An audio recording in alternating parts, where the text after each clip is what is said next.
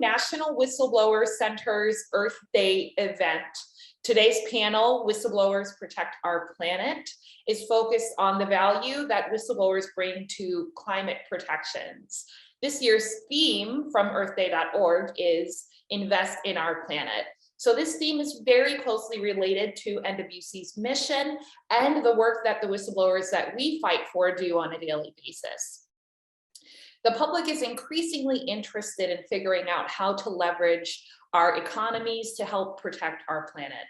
These investments are safeguarded by whistleblowers who prevent these crimes from happening when companies lie about their conduct and make misrepresentations about their climate activities. So whistleblowers are able to intervene and present factual information to regulatory agencies and other enforcement bodies when climate violations are occurring. The other thing that we want to highlight during this is the value of wildlife whistleblowers. So NWC has been fighting long and hard for wildlife whistleblowers to ensure that they're included in the discussion about climate protection, and also that there are laws around the world that are adopted for their protection.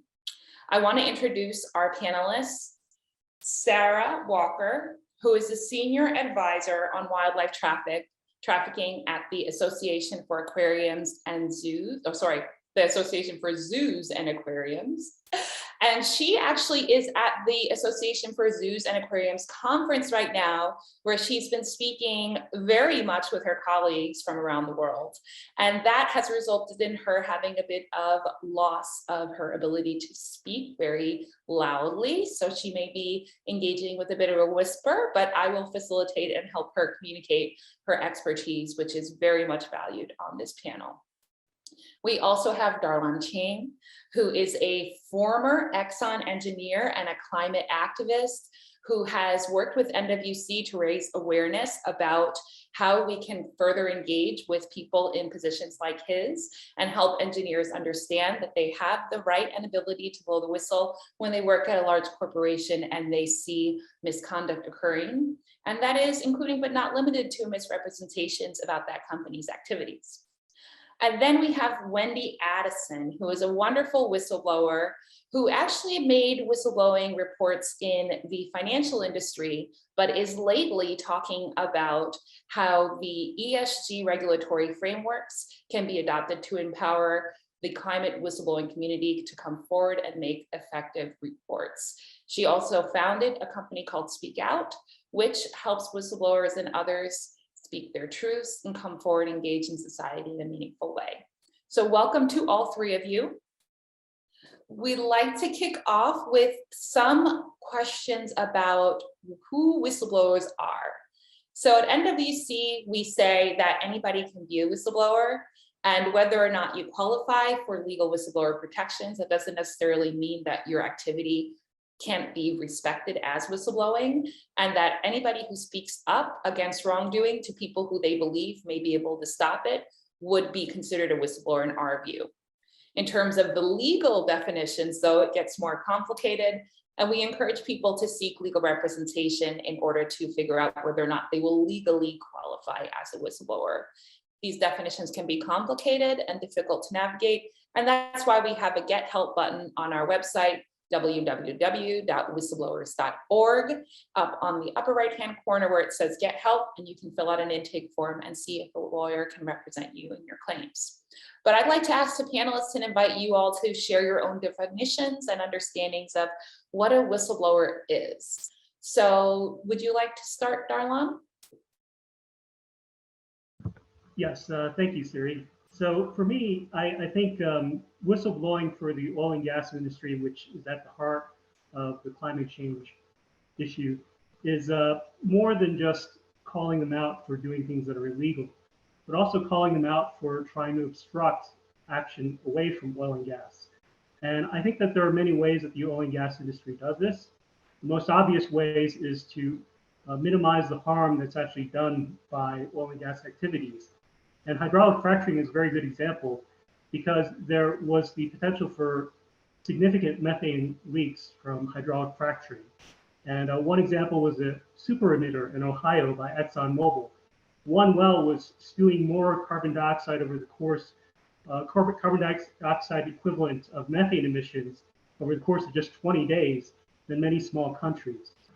So those kind of activities that result in emissions that aren't illegal, have a significant impact on the climate crisis, are things that engineers need to watch out for and find ways to be able to speak out about.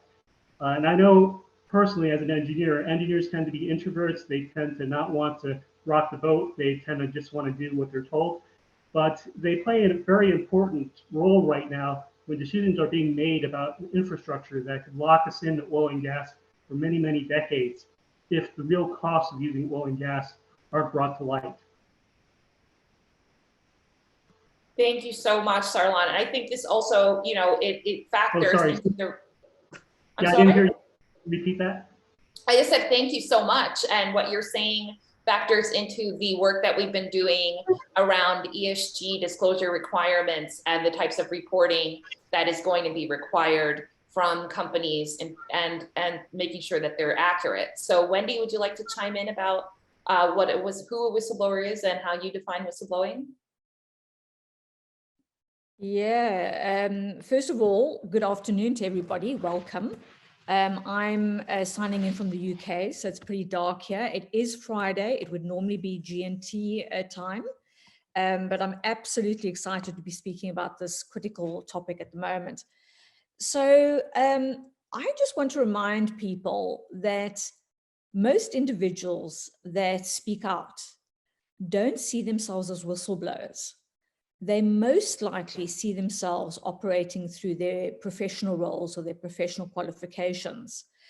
So a compliance officer or a legal counsel professional might believe that they are duty bound to be speaking up, but they don't see themselves as whistleblowers, fitting into a very formal framework of what whistleblowing is.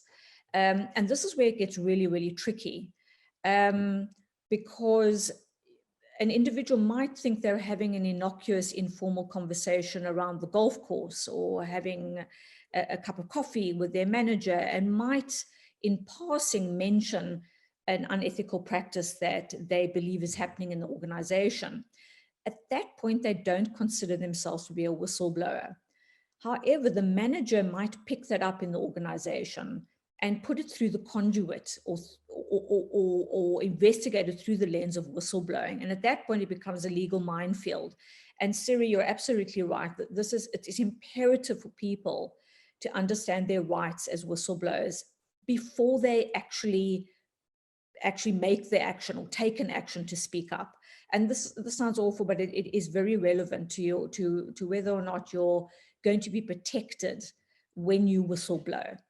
And you know, under the EU whistleblowing directive, the framework is still very much around the contractual employer-employee relationship, which extends to internships or volunteers or trainers that are coming in to train within the organization. It's very much still within the employee-employer relationship. Whereas I think, and correct me if I'm wrong, in the States, it's a much broader definition. And there's a case where I think shareholders were under the Dodd-Frank Act, and I just want to quote the number, so Section 21F of the Dodd-Frank Act was seen and understood and accepted to be whistleblowers. So these were shareholders of an organization that felt that their investment had been misused, and the actual organization had threatened non-return of their investment if they went to the SEC. When they did go to the SEC, they were protected under this Dodd-Frank Section 21F Act. So in the US, it seems, and again, please correct me if I'm wrong here, Siri, it's a much broader definition where everybody can be a whistleblower, but under the EU whistleblowing directive, it's a much more narrower framework. The other thing I also want to talk about and mention just very briefly is that workplace activism is becoming a thing. And this is very, very interesting for me. So most organizations, considering you're going to get Gen Zs coming into your organization, they are going to have a Greta Thunberg on the 3rd floor. And these individuals are going to be actively pursuing ESG rights, SDG rights, climate justice, and they're going to be doing it collectively.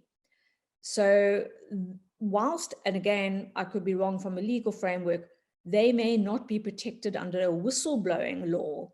I think what we're seeing in Google, we're seeing at Netflix, we're seeing in various organizations, massive activism walkout, and the public is supporting that. So I think whistleblowing is evolving as we speak, and it's evolving because there's a different premise and the public is behind protecting the planet and investing in our planet. It's very, very interesting. Yes, thank you so much, Wendy, for spelling all of that out. And I was just reading an OECD report about the value of the environmental, social, and governance investment space globally, worldwide. And one of the things that you bring up that is so important about the US whistleblower system and the Dodd-Frank Act is that not only can anybody be a whistleblower, but anybody in the world can be a whistleblower. So while you do not have those protections at home, you may be able to benefit from those protections from the Securities and Exchange Commission. And the ESG disclosure rules would help empower whistleblowers around the world to know what sorts of violations they can report.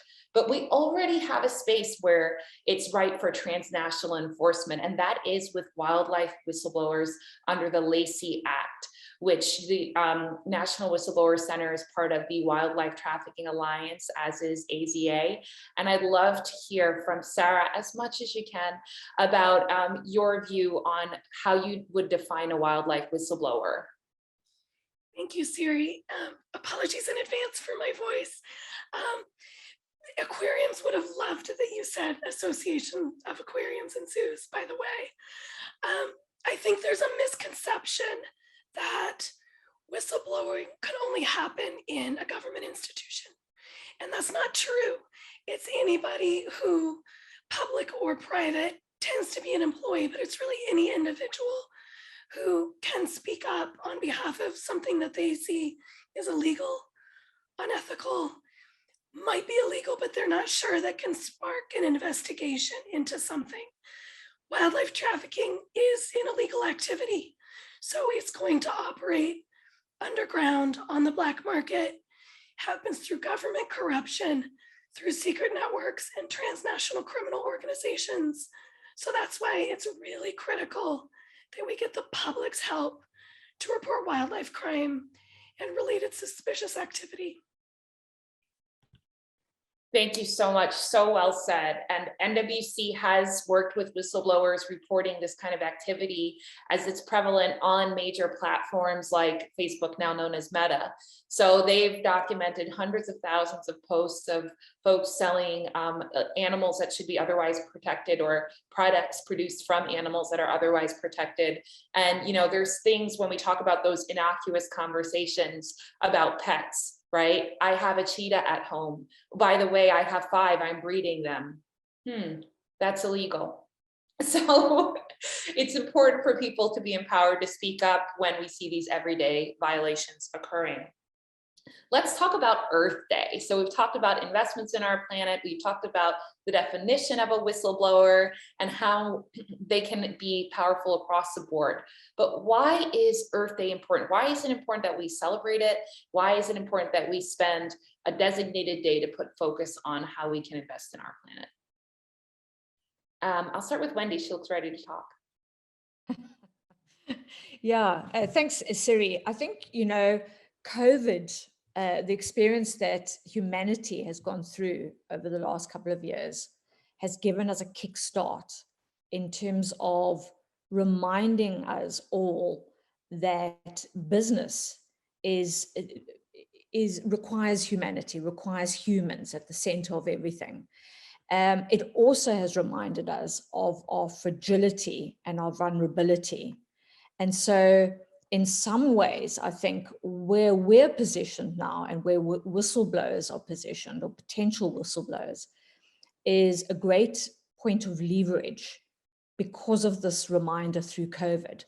And I think, just looking at how we've come together through humanity via this COVID challenge, again, for me personally, it reminds us of, from an adaptive, evolutionary, anthropological point of view, human beings are really, really good at coming together around a common problem and attempting to resolve it.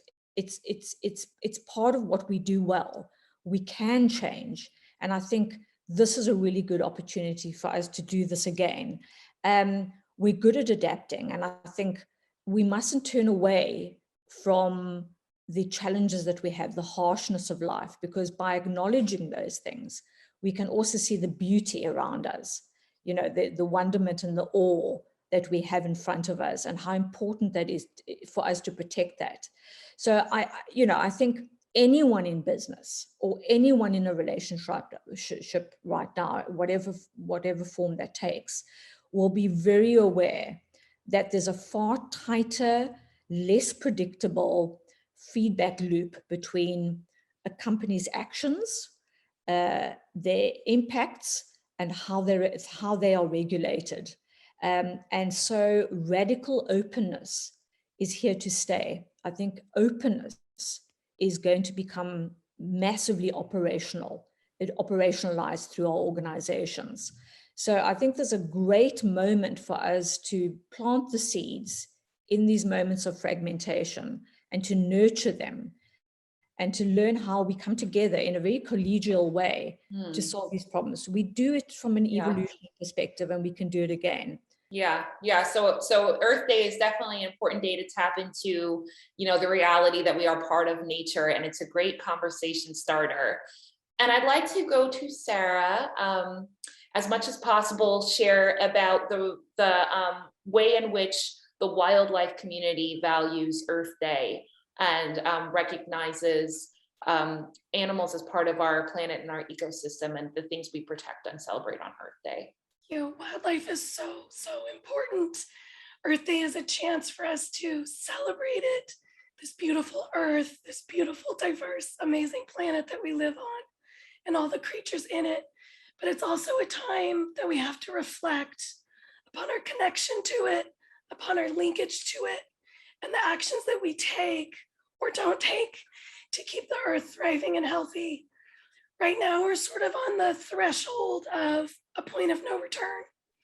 And if we keep walking and continuing down this path that we're headed, the results will absolutely be catastrophic. A recent UN report, a global assessment on biodiversity and ecosystems, warned us that 1 million species are at risk of extinction. That's not acceptable. One of the main drivers of that is wildlife poaching and illegal wildlife trade.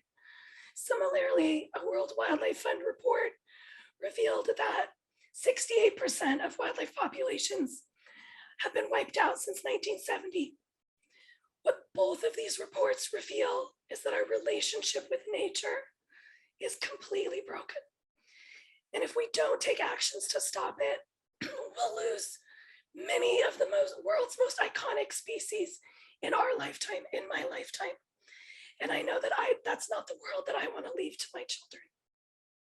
Yes, thank you so much, Sara. I so appreciate you sharing that and struggling through. I really appreciate that. It's just the role that wildlife play in our preservation of our planet and the preservation of our economy is just incredible. And I'm just so grateful you were able to highlight that. So, Dar-Lon, tell me about, why is Earth Day important, for example, for people who are in engineering, for people who are, I would love for you to tell a little bit also about the community you live in and your goals and how your work has transformed your view on your personal impact on the Earth. Thanks, Sari. So I think many engineers grew up wanting to be astronauts, and they were inspired by the visions of Earth from the moon and by the amazing accomplishments and promise of exploring our solar system and learning about ourselves from other planets. And many engineers are aware of Venus being mostly carbon dioxide in the atmosphere. And that was results of natural activity from volcanoes spewing carbon dioxide into the atmosphere of Venus, resulting in temperatures that are more than 700 degrees Fahrenheit that are hot enough to melt lead. So from a technical standpoint, from an engineering standpoint, it's very much in our minds that we are on the risk of turning Earth more like Venus than the beautiful planet, the beautiful blue marble that we grew up admiring from those images from space. And the more engineers think about this, the better, because I think that Earth Day is a great opportunity for engineers to be reminded of this. Because many times we're so buried by the demands of our bosses and our company to make more profits. And what happens is we end up with entire landscapes that are just covered with wells, trying to make up for the production that was lost from a single well that got sweet spots that could produce for many decades. But nowadays, with hydraulic fracturing and unconventional wells, you need thousands of these wells just to equal a single well that we relied on 30 or 40 years ago. And to be destroying the landscape just to be able to scrape the bottom of the barrel and get the same kind of production that we had many years ago, it should hit home to engineers that the laws have not caught up with the morality of the climate crisis. We are about a decade away from being past the point of no return and not being able to reverse the damage that we've caused. And we don't have time to wait for the laws to catch up. Engineers have to bring in their morality and their conscience into their decisions about making the consequences of their activities known to the public so that we can make better decisions. And that's also a great place for us to segue into the next question about how whistleblowers have shown up in your work. How have you seen whistleblowers make an impact in your work, Dar-Lon, as a climate activist? When I was still in ExxonMobil, I would say that there were whistleblowers in the sense that they were willing to speak out internally. They were willing to speak out at public forums. They're willing to speak out at the table when managers were within earshot and when new recruits who had just joined the company were asking hard questions about what we were doing about climate change. By turning the pressure up on management internally, I saw the benefits of people being willing to speak out, even though it was at great risk to their own career, within the company to try to make change. But unfortunately, I think the oil and gas company is probably many years behind other companies like Google and Apple and places where there is significant activism within the company. And I think that's intentional. There are many old school type folks in management that are trying to crush any efforts to organize, any efforts to amplify the voices of dissent about the way the company is handling the climate crisis.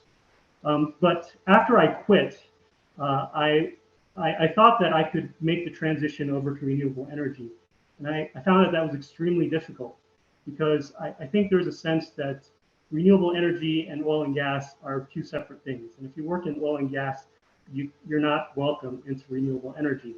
And that's another barrier that's keeping people from speaking up and people from leaving the oil and gas industry when they become frustrated at how slowly things are changing. And my former coworker, he spoke out at an employee forum a year after I left, and he ended up being forced out of the company for speaking out. And he ended up going to the Wall Street Journal, and he asked me to corroborate him. And I ended up going on a media journey where I talked with CNN, Inside Climate News, most recently Frontline PBS, about the problems of oil and gas workers wanting to speak out and wanting to make it known that they want to be part of the solution. Well, their very career is preventing them from doing this, because if they want to keep making a living, right now things are such that it's very difficult for them to get a job in renewable energy. Yes, definitely, Dar-Lon. And you highlight the value of having a speak up culture, having a value of engagement, having, a culture that Wendy describes of employee activism. And again, this is a place where the Securities and Exchange Commission and agencies like FinCEN's climate disclosure rules would be essential for people who work on the inside, like the engineers that you're familiar with, being able to come forward to these agencies and actually know what kind of information agencies are interested in. especially when you see them trying to go internally and their supervisors and bosses and CEOs are not interested.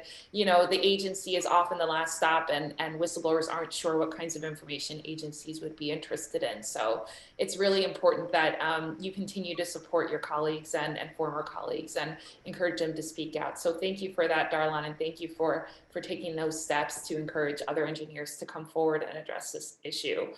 We see Congress going through legislation for grid whistleblowers, and you know, it's not moving forward. So I hope to see Congress take action and protect climate whistleblowers who are brave enough to come forward despite a silencing corporate culture.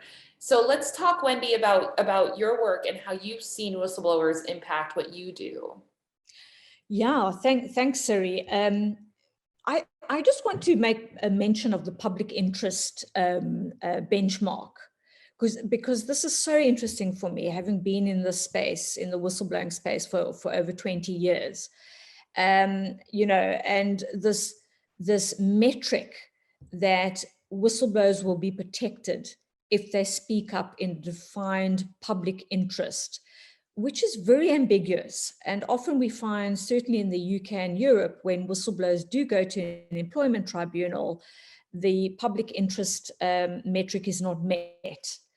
And I think, again, there's a growing opportunity here for people who want to speak up, because there's no doubt about it that the climate, our earth, investment in our planet is in the public interest. There's no ambiguity there whatsoever.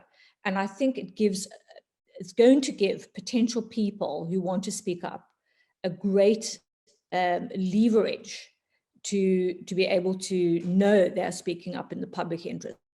If people are not going to do that, and we'll see what happened in France, where I think 4 NGOs had 2.6 million public people sign up a petition against the government for not taking action against what was happening in the environment. So the public's on board with this. You know, this is not murky water, and it's a great opportunity for all of us to leverage from.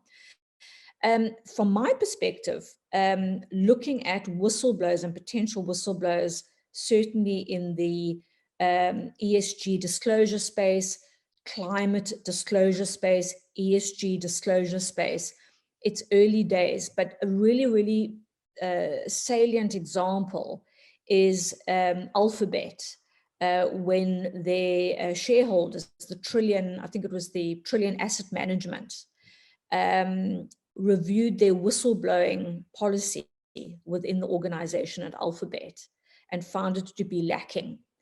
And the comment, you know, and I think, you know, this is being led by a wealth management company, Trillion, saying, look, guys, whistleblowers are going to annoy management, because management has to learn to stop being self-interested. It's not about self-interest anymore. It's about being pro-social. It's about extending your horizon beyond what suits a very straitjacket formula of profit and bottom line benefit.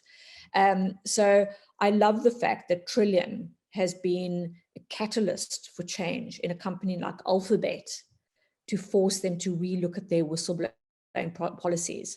We've also found a whistleblower in DWS, the German company, who blew the whistle formally on greenwashing. So overstating assets that were actually not there. And for me, this greenwashing is really, really fundamental. And my advocacy really is to put a whistle in your washing, to bleach out this notion of greenwashing. Whistleblowers are there to help and aid investors and ultimately aid the leverage of capitalism and wealth, you know, wealth increasing wealth, the framework of wealth. The other one, we've also had a whistleblower in BlackRock who spoke out, and that was to do with overstating profits. And I think also Exxon had a whistleblower who spent 9 years trying to blow the whistle because the organization had overstated or hadn't restated the value of their fuel on their balance sheet. So these impact not just the figures and the numbers on a balance sheet or the bottom line on profit and loss. These are impacting investors. This is important. So once again, it's good to see the reconciliation of wealth with the environment, with whistleblowers, and how whistleblowers can help investors to look for the problems within the organizations. And there's empirical research that I found that showed when an investor goes into an organization with the view of placing their clients' money in the organization by buying stocks or shares, it takes a period of up to 35 months for an organization to admit there's a problem, to take action against the problem, and then for the investor to decide to invest in that organization. And I want to say to investors, guys, you don't have to marry us. You don't have to marry the whistleblowers, but we are there to be partners to you. We can actually take that 35 months and give them the information up front. So I see the sharing of information through whistleblowing, through whistleblowers, is a great point for sustainability officers and organizations and those people that are going to be managing ESG portfolios. Mm-hmm. Yes, that is such a great thing that you highlight. Whistleblowers are the key to investor confidence. They are the key to economic stability, and they are the key to ensuring that our climate initiatives and reporting are accurately executed in the public interest. Speaking of the public interest, NWC has a whistleblower pledge for wildlife whistleblowers that has been signed by over 1,300 people from throughout the United States. So there's large public support for wildlife whistleblowers and wildlife protections.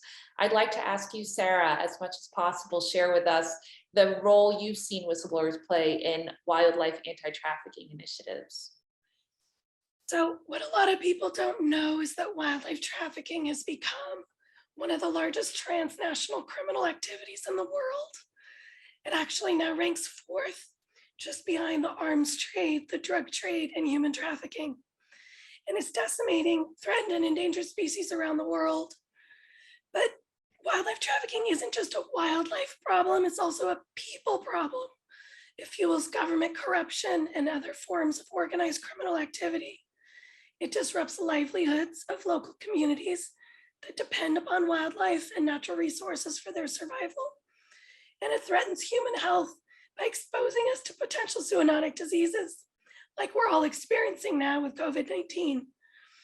Whistleblowers are such an important and effective tool to fighting wildlife crime and can be used around the world to help law enforcement disrupt the criminal networks that illegally trade wildlife. Siri mentioned that here in the United States, we have what's called the Lacey Act. This is one of the nation's oldest wildlife laws.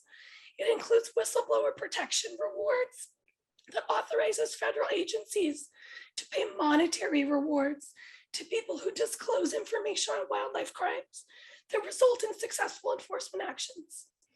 This is such an important, every nation should have a Lacey Act. And the National Whistleblower Center is doing a great job raising awareness and providing a platform for people to come forward and to provide more incentives. Yes, thank you so much, Sara. Wendy, chime in, go ahead, I see you. Yeah. I've just spotted that Botswana has legalized the killing of wildlife, and it's allowing the tourists to come in and to kill off various wild animals in Botswana. And I come from South Africa, and this is an appalling scenario, and I just wonder how do we work together against something that is legalized within a country like South Africa or Botswana, for instance. How do we work with those agents? What can we do? Sara, please go ahead. So yeah, that's a little bit of a complicated issue when a nation decides to allow trophy hunting or allow more trophy hunting. Then it becomes a legal activity, right? And it's no longer illegal. The one of the most effective tools we have is something called CITES.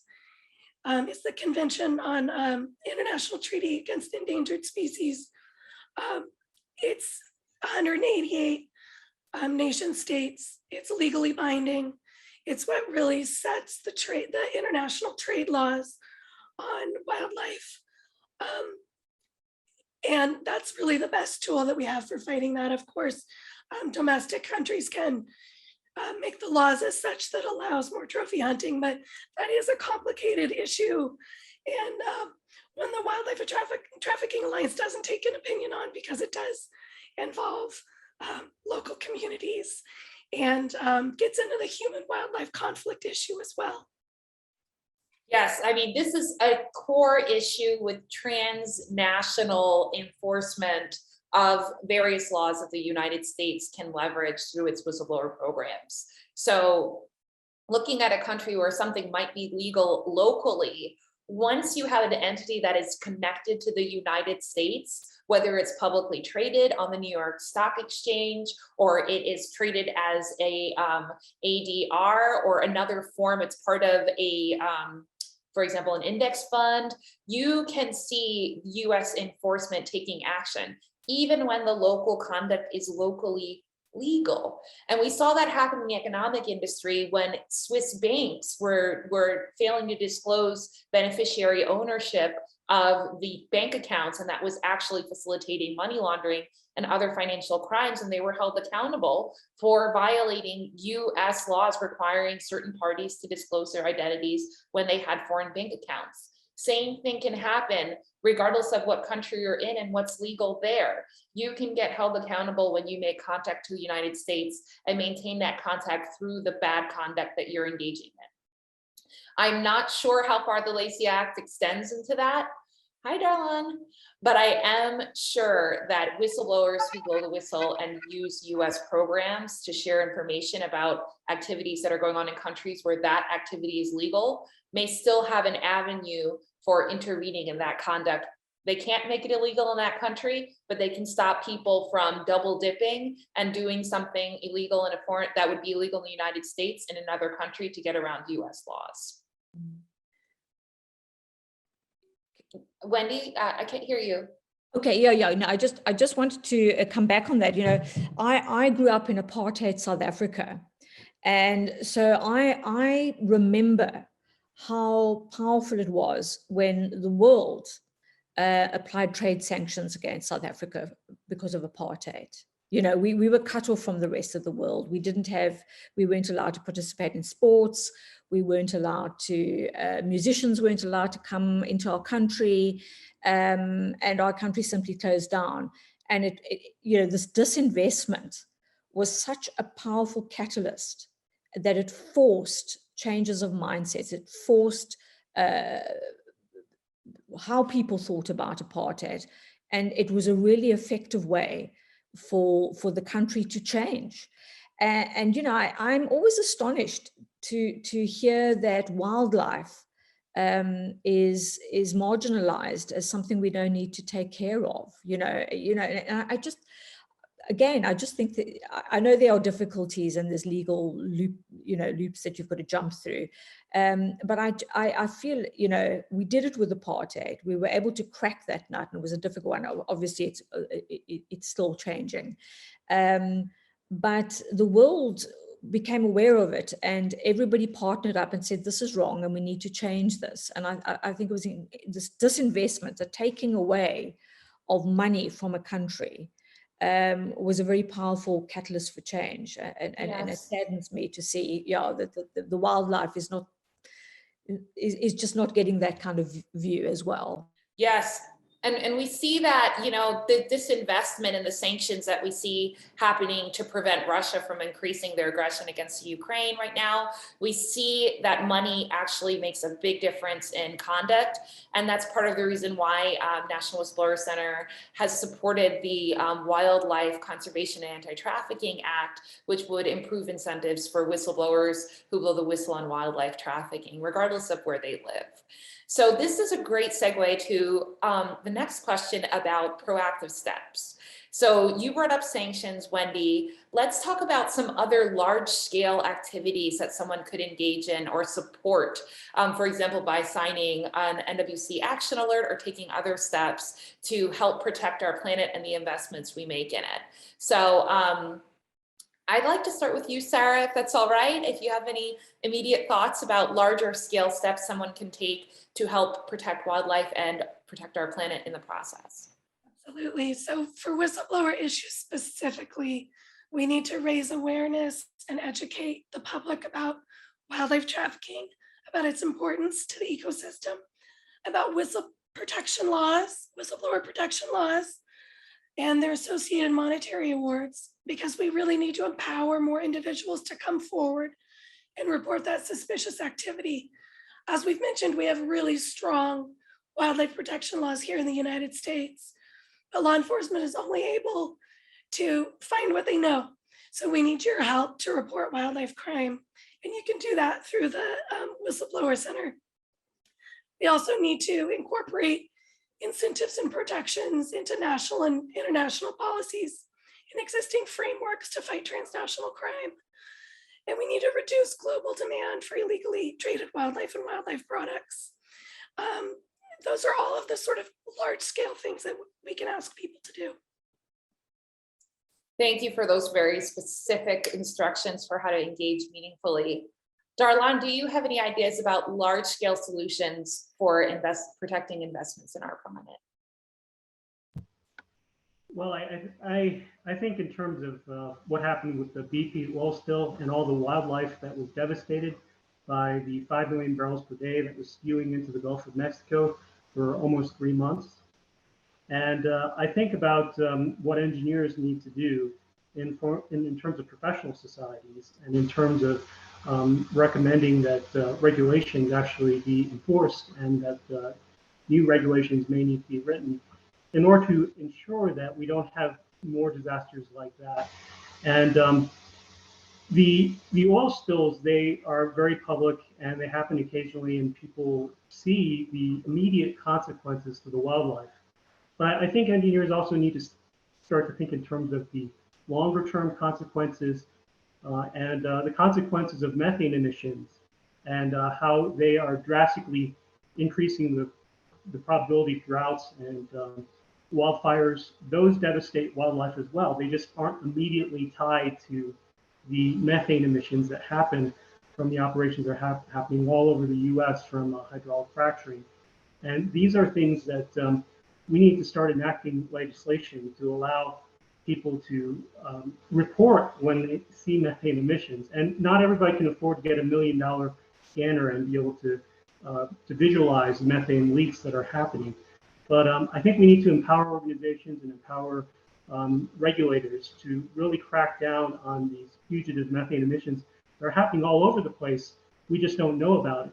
Fortunately, there's going to be a satellite that's going to be launched this fall from the Environmental Defense Fund to be able to track these methane emissions worldwide. But we still need to be able to track methane emissions on a smaller scale and empower people to be able to report those. That's such an excellent thing to bring attention to, Dar-Lon. That's also one of the main focuses of the Securities and Exchange Commission climate related disclosure proposals, to have scope 1 and scope 2 emissions reporting mandated by the commission for every publicly traded company, so, and any regulated body. So Wendy, do you have any ideas in terms of large scale steps that need to be taken? Yeah, Siri, I think this is such a good question. Often the onus is put on individuals, the consumer, to make the massive changes, as though that's going to make the big difference. And just like if there was an unemployment issue in a country, an organization, you wouldn't look to an individual to change the unemployment issues within a country or society. You know, you would look at something much, much broader than that. And I think, you know, we don't have to wait for each individual on Earth to become a better person and save the planet. All we need is to create a consensus within our society, not to destroy our home. You know, it's as simple as that. We need to come together again we can do this. We've done it before over and over again from an evolutionary point of view, but let's come together, agree and to participate, not to destroy our home, and demand that organizations make this their first priority. So I think, again, let's feed it back to organizations. Let's feed it back to regulators. Let's feed it back to governments to help support that. And I think, you know, what I also want to say is that the next time any one of us want to or feel compelled to turn a conversation into the person raising the problem as the problem, just nudge yourself with a question. Is it their problem to solve, or is it our problem to solve? It's as simple as it gets. This is not your problem. This is an our problem. Mm-hmm. That is such a good point, Wendy, especially, you know, in the developing a culture where people can speak up and speak out, you know, making sure that when you hear critiques that they are concerns, that they are heard and looked at a structural lens. So I love that you highlight that our planet is an issue that we all share, and that larger institutions and that includes governments need to be concerned with. But what about on a personal level? Everyone wants to know about how they can take a step today and improve the quality of our air, the safety of our wildlife, and make sure that when we do try to invest in our planet, there actually will be a good outcome. So Dar-Lon, what kind of personal steps do you imagine people being able to take this Earth Day? Well, I took the personal step of moving my family to a neighborhood that doesn't use gas. It's an all-electric neighborhood that has no gas pipelines. And I think this personal step is one example of what people can do to raise awareness and make it cool. Just like electric vehicles were seen as just a niche thing originally a decade ago, and I was one of the first people to buy them. It wasn't until I showed it off and I drove it around and people started to ask questions about it that it helped to make it go viral. And now electric vehicles are seen as top-end vehicles. They're like status symbols to aspire to, things to be envious of. And that's not necessarily the best emotions to get people to do things, but it helps speed things along, since we don't have a lot of time to be able to make this transition. So letting people know that you can make these personal changes in your own daily life to get oil and gas out of your life, that helps to spread the message and get other people thinking along those lines. Now, that's not going to be enough. It's just going to be important in getting people to be thinking about this, and then doing the things that really will make a big difference, which is speaking out on legislation, working on making sure that politicians have to listen to these concerns, and getting legislation passed that's going to accelerate the transition that we need in order to be able to reduce our emissions in half by the end of the decade. So good. Yes, be a role model and encourage others to take choices and make choices that will reduce our impact on the environment. Wendy, are there any other personal steps you'd like to encourage people to take? Yeah, thanks. By the way, good job there, Dar-Lon. You know, I think leadership is all about demonstrating a behavior so other people can follow. It's not good enough anymore for us to tell people how to walk. We've got to show people how to walk. One of the things that I've done personally is I transformed a 7.5-ton horse box into an off-grid, sustainable tiny house, tiny home. and it's called the House of Courageous Conversations. So it dovetails very neatly with the notion of using things in a sustainable way. So solar panels drive the whole vehicle, from everything that's in the vehicle down to the engine, the battery as well. Utilizing water from the rain to actually be used in the vehicle itself. And also it's a training platform, because it's called House of Courageous Conversations, is about encouraging people to have these dialogues about where do we go to from here? What do we do with the information that we have? And how do we actually transcend where we are right now? So for me, it was, this was a 3-year project that I took on board, and I literally was going around skip diving.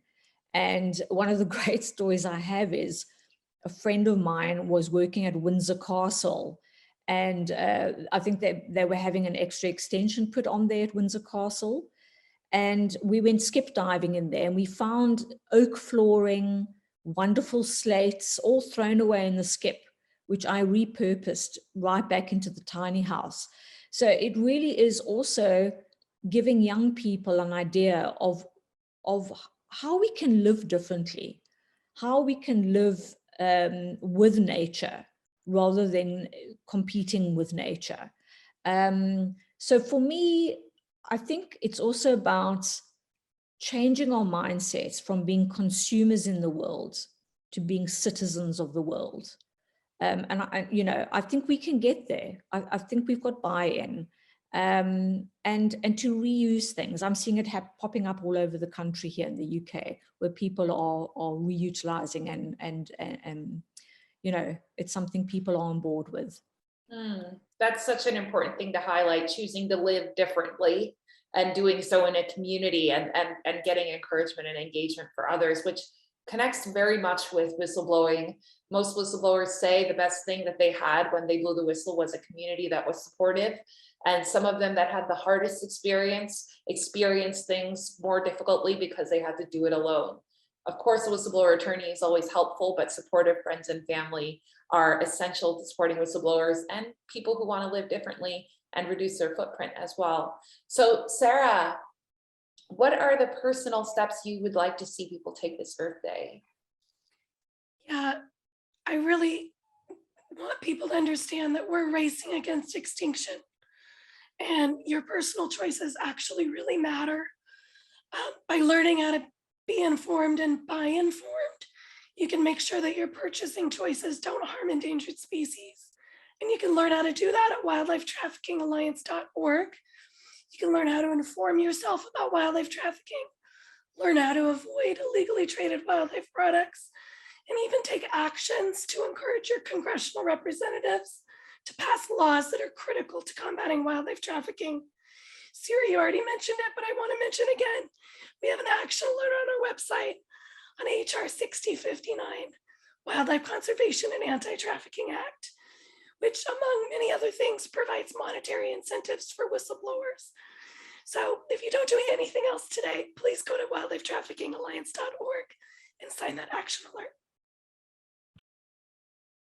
Yes, thank you so much, Sara. This is such an important point of action. An action alert takes only a few seconds to complete, and it makes a huge impact on people in Congress. Believe me, when they hear from you, they take action. And it's so incredible that we're able to have these action alerts go out to support this incredible bill. And it would be so encouraging to see Congress come up with more suggestions on how we can protect whistleblowers that protect our planet. So we have some questions from the Q&A, and I'd like to address some of them now as we're wrapping up. So one of the things is that I just wanted to clarify a little bit about whistleblower protection versus witness protection. So in the United States, there's witness protection programs for people who are being witnesses to crimes, to law enforcement agencies that deal specifically with criminal conduct. Oftentimes these witnesses are people who have been subpoenaed by the government, people who have negotiated for this protection as part of their non-prosecutorial agreements, things like that. That is something that definitely would disqualify somebody from being a whistleblower, in the sense that whistleblowers must be voluntary. Whistleblowers have to go to law enforcement and regulatory bodies independently without being subpoenaed by those bodies and without being requested for more information in the course of an ongoing investigation. Again, a whistleblower attorney can help you navigate these nuances way more effectively. At some points you might think that you're not necessarily voluntary, but you might actually qualify. So if you believe that there's important information for you to share with the government, please share that. Witness protection programs are very different. They don't necessarily include anti-retaliation or compensation provisions. Being a witness will not make you eligible for a reward, but being a whistleblower might. And your specific standing and the role of your lawyer will also be different based on whether you're categorized as a witness or a whistleblower. So that's a very important distinction to make. I'm not sure if anybody else on the panel wants to chime in on the difference between a whistleblower and a witness in a legal context, or if they've had any experiences. Okay. And then so other questions had to do with the law and the judicial system. And this is something that's also going to be very regionally significant. Different countries have different judicial systems and different precedents that they have to follow. And there's a very important point in there about the value of the law being a tool to either encourage or discourage whistleblower activities by issuing opinions that are either in favor or against whistleblower activities. For example, when a whistleblower is coming forward and they face a defamation lawsuit, are they going to prevail in their lawsuit, or are they going to fail in their lawsuit? That will have a chilling effect, or it'll have an encouraging and deterrent effect. So these are really important dynamics that NWC actively engages in. And Sara also has something to say. So yes, please. Now, this is a really good point. One of the main issues with wildlife trafficking right now is that it's currently a low risk, high reward crime, meaning you can make a lot of money off of it, but if you get caught doing it, depending on the country, you might get a slap on the wrist, you might get a few months in prison, a fine. Making sure that we have really strong laws to back those up is really important. The Wildlife Trafficking Alliance doesn't do that specifically, but we have partners. And of course, our government agencies and the State Department is working around the world. But that's a really important thing. We need to make it high risk, low reward. Excellent. Yes, so well said. And that's also, part of the reason why panels like this are really important, and why engaging in transnational endeavors is really important, like the IUCN Congress and beyond, so that we can start having judicial systems where the people who are making the decisions are more informed about the values that whistleblowers bring, and also how essential they are to protecting wildlife and climate. Wendy? Yeah, I just want to restate what you've said earlier, Siri, is that if you don't know that you're going to be protected, if you don't consider yourself a whistleblower, please get in contact with the National Whistleblowing Center and find out what your rights are. In the last couple of days on Twitter, there's been a lot of conversation and narrative in the UK specifically around people that have blown the whistle and found themselves in hot water. And it's too late. They're in the spin dryer and they've done it the wrong way, or they haven't followed due process, or they haven't followed their internal organization's process, and they really, really find themselves cast adrift. And I can't emphasize enough, before you blow the whistle, consult your lawyers, find out the right way to do it, the most effective way to do it. At the end of the day, all you want to do is stop an unethical practice. It sounds really, really simple, but it can become very, very complex. So check in with your lawyers. Really, really, I can underline and underscore that so many times. Yes, thank you so much, Wendy. I appreciate you reinforcing that. So we're coming to the end of our panel now, and I just want to thank you all for joining us today and showing us how we can individually impact climate issues, how we can look for structural changes, and how important whistleblowers are in the process of protecting our planet. So as a reminder, we do have that action alert, and whistleblowers.org is where you can find resources to learn more about how investors can be whistleblowers. We have pages devoted to the Securities and Exchange Commission whistleblower program. We have our global wildlife campaign, where you can find out more about how to protect wildlife around the world and the ways in which whistleblowers can protect wildlife. You can visit our pages where we talk about our climate corruption campaign, where we dive into some of those issues around the oil industry and how whistleblowers can factor in and report misrepresentations and other violations. We also have pages on a program that's incredibly important that protects our oceans from pollution from ships. And that program is essential, but unfortunately woefully under-enforced by the Coast Guard. And we'd love to see you at our future events. You can sign up for a mailing list on our website as well. And as always, please consider donating to NWC. This is something that you can do to take personal action today to support climate whistleblowers. You can just go to whistleblowers.org/donate and make your donation today. It'd be very much appreciated.